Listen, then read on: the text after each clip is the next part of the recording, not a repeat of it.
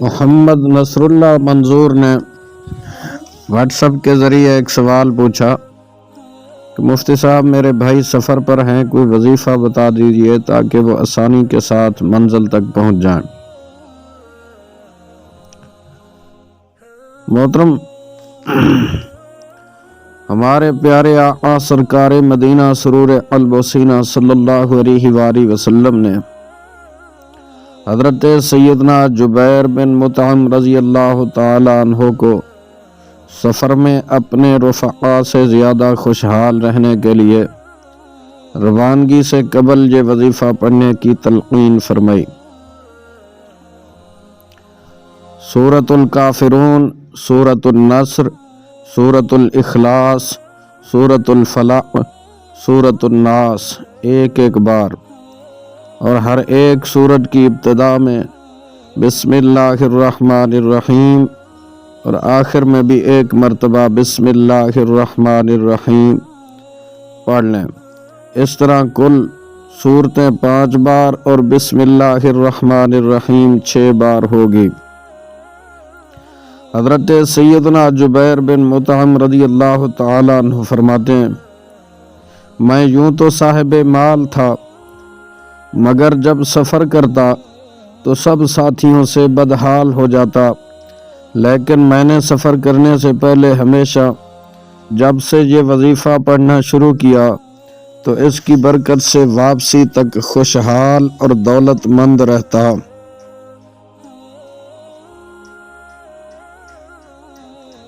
ایک اور بھائی نے سوال پوچھا کہ یہ وظیفہ ہر نیک و جائز سفر کے لیے پڑھا جا سکتا ہے یا خاص نیک سفر مثلاً حج و عمرہ یا نیکی کی دعوت کے لیے سفر کرتے ہوئے پڑھا جائے گا؟ محترم، سمجھ میں تو یہی آتا ہے کہ یہ وظیفہ مطلقاً ہر نیک و جائز سفر کے لیے ہے، جیسا کہ رفیق الحرمین میں حج کے سفر کے لیے جو آداب بیان ہوئے ہیں وہ صرف حج کے لیے نہیں ہیں، ان میں کچھ آداب مطلقاً سفر کے لیے بھی بیان ہوئے ہیں۔ نیز جو حدیث پاک سنائی ہے اس میں بھی حج کے سفر کا تذکرہ نہیں ہے، لہذا جو تجارت وغیرہ رزق حلال کمانے کے لیے بھی سفر کریں اور یہ وظیفہ پڑھ لیں تو انشاءاللہ العزیز اس کی برکتیں حاصل ہوں گی۔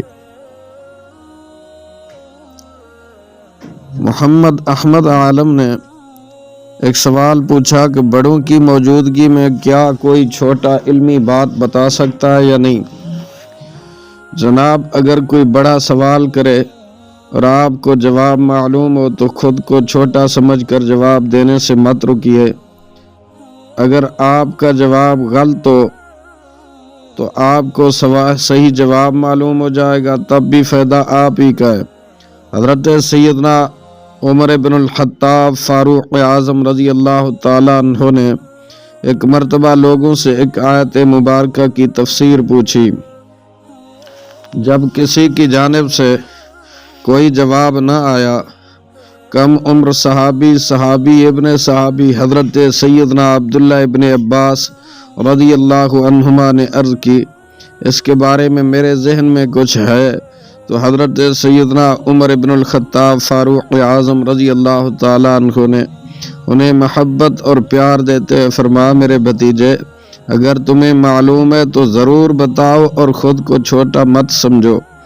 حضرت سیدنا فاروق اعظم رضی اللہ عنہ کا نام عمر اور لقب فاروق اعظم ہے۔ آپ مسلمانوں کے دوسرے خلیفہ ہیں۔ حضرت سیدنا ابو بکر صدیق رضی اللہ عنہ کے وصال با کمال کے بعد آپ مسلمانوں کے دوسرے خلیفہ بنے اور بڑے بڑے کارنامے سر انجام دیے۔ 26 ذی الحج کی صبح ایک آگ کی عبادت کرنے والے شخص نے آپ پر فجر کی نماز کے دوران حملہ کر کے آپ کو سخت زخمی کر دیا، اور کچھ دنوں بعد یکم محرم الحرام سن 24 ہجری کو آپ شہید ہو گئے۔ آپ رضی اللہ عنہ حضور اکرم نور مجسم صلی اللہ علیہ وآلہ وسلم کی قبر شریف کے قریب حضرت سیدنا صدیق اکبر رضی اللہ عنہ کی قبر شریف کے پہلو میں دفن کیے گئے۔ اللہ پاک کے آخری نبی میرے مکی مدنی آقا صلی اللہ علیہ وآلہ وسلم نے ارشاد فرمایا، عمر جنتی ہے۔ محمد اکرم صاحب پوچھتے ہیں کہ جناب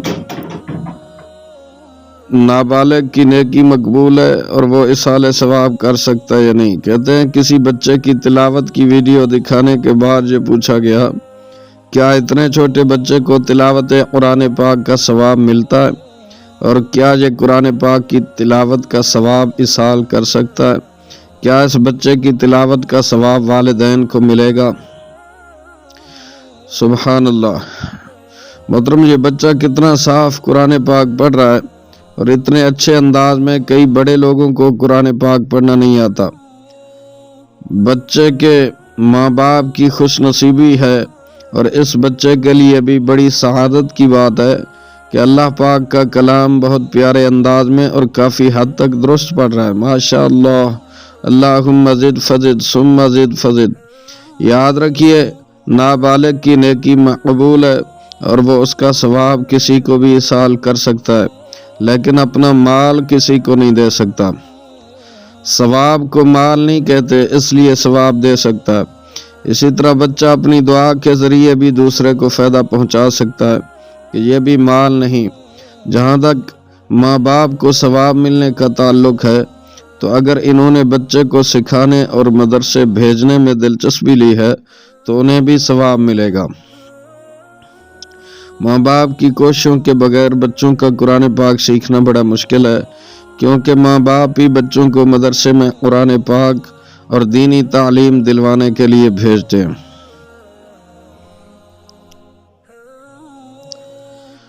ایک اور بھائی نے سوال کیا کہ کیا یہ جملہ کہہ سکتے ہیں کہ مالدار کبھی نہیں کہے گا کہ میں نے مال بہت کمایا، اب بس ہے۔ اسی طرح کوئی عالم یہ نہیں کہے گا کہ میں نے بہت علم حاصل کیا، اب بس ہے۔ محترم کبھی ایسا سننے میں آیا نہیں ہے۔ جو واقعی عالم ہوتے ہیں وہ کتابیں لے لے کر پڑھتے رہتے ہیں۔ مارکیٹ میں جو نئی کتاب آتی ہے اسے لینے کی انہیں ہرس ہوتی ہے کہ ہمارے پاس بھی فلاں کتاب ہونی چاہیے۔ پھر علماء کرام کے بھی مختلف درجات ہیں اور سب کے جذبے بھی الگ الگ ہوتے ہیں۔ جن کے جذبات جتنے زیادہ ہوتے ہیں اتنی زیادہ کتابیں پڑھنے کے حریص بھی ہوتے ہیں۔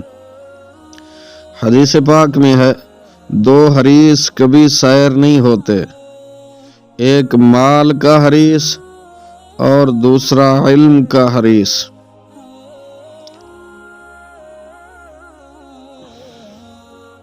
ایک اور بھائی نے ایک سوال پوچھا، کہتے ہیں جناب میری 8 گھنٹے کی ڈیوٹی ہے، اگر میں 2 یا 3 گھنٹے لیٹ ہو جاتا ہوں تو سیٹھ صاحب نہ مجھ سے کچھ کہتے ہیں اور نہ ہی میری تنخواہ سے پیسے کاٹتے، حالانکہ میں انہیں پیسے کاٹنے کا کہتا ہوں، اس بارے میں آپ کیا ارشاد فرماتے؟ جناب اگر آپ کی پرائیویٹ نوکری ہے اور اصل مالک یا سیٹھ آپ کے پیسے نہیں کاٹتا اور کہتا ہے کوئی بات نہیں، تو پھر تو کوئی حرج نہیں ہے اور نہ آپ گناہگار ہوں گے۔ البتہ اگر آپ کی گورنمنٹ جاب ہے اور افسر کہتا ہے کوئی بات نہیں اور پیسے بھی نہیں کاٹتا، تو وہ یا جو بھی آپ کا ذمہ دار ہے وہ گناہگار ہوگا۔ عرف سے ہٹ کر جتنا وقت آپ لیٹ ہوتے ہیں اتنے وقت کے پیسوں کی کٹوتی کروانا آپ پر لازم ہے۔ اگر نہیں کروائیں گے تو جتنی زائد رقم لیں گے وہ آپ کے لیے ناجائز ہے۔ اللہ و رسولہ اعلم بالصواب۔